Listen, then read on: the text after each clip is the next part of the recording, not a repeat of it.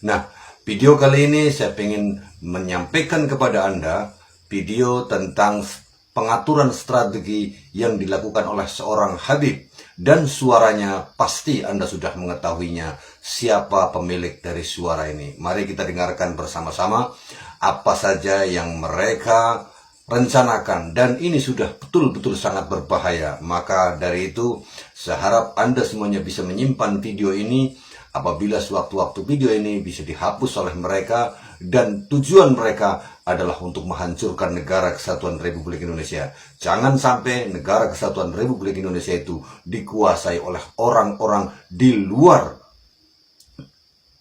Jangan sampai negara ini jatuh ke tangan mereka semuanya. Nah, sahabat Iqbal Waha, mari kita dengarkan bersama-sama apa yang mereka rencanakan dan pahami suara ini adalah suara Rizik Syihab.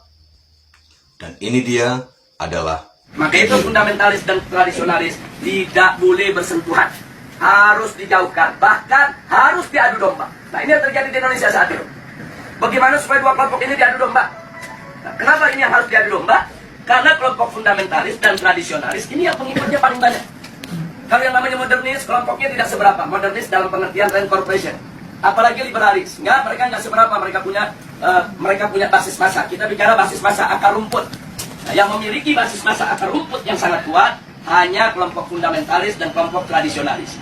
Maka itu kalau ini bersatu, ini akan menjadi satu kekuatan umat Islam yang maha dahsyat, yang bisa merontokkan kekuatan mereka, sehingga mereka akan melakukan berbagai macam upaya bagaimana dua kekuatan ini untuk tidak bersatu.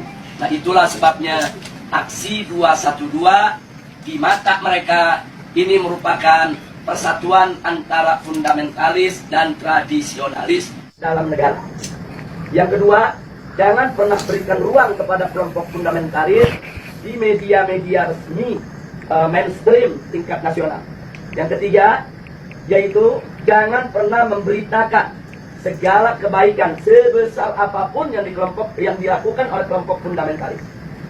Yang berikutnya, setiap kesalahan sekecil apapun yang dilakukan oleh kelompok fundamentalis harus diviralkan, harus disebarluaskan, dan harus diulang-ulang supaya itu melekat di hati masyarakat bahwa mereka adalah orang-orang yang tidak layak sudah merencanakan sesuatu kita punya negeri atau di negeri Islam.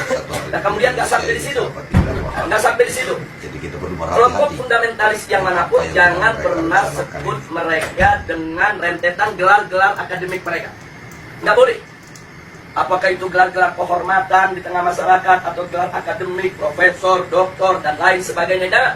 Cukup sebut namanya aja untuk mengopinikan di masyarakat bahwa kelompok fundamentalis itu kuper, bodoh, tidak berpendidikan, tidak punya gelar, nggak ngerti dunia akademik, dan seterusnya.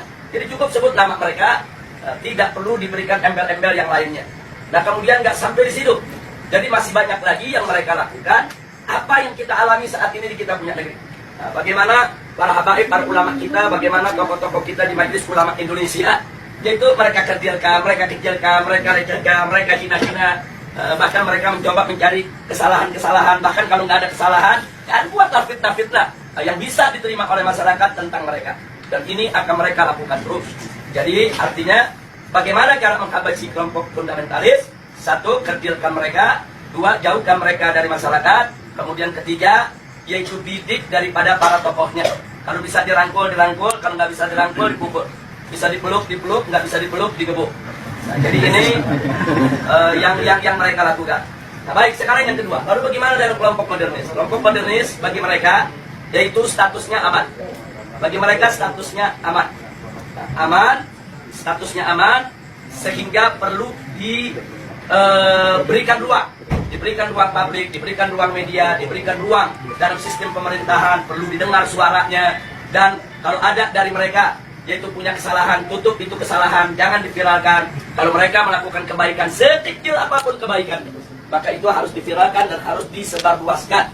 Dan penyebutan nama mereka harus lengkap, dengan segala macam rentetan gelarnya, gelar kehormatannya, dan seterusnya, dan seterusnya. Jadi posisi mereka dianggap aman. Nah, kemudian yang ketiga, kelompok liberalis. Kelompok ini mereka berikan status sangat aman. Nah, kenapa diberikan status sangat aman? Karena kelompok ini bukan hanya sekedar dianggap kawan, tapi sudah dianggap sebagai antek. Beda kawan dengan antek. Kalau modernis itu masih kawan barat. Tapi kalau sudah liberalis itu antek barat. Nah, jadi mereka sudah tidak ada nilai kritis sama sekali.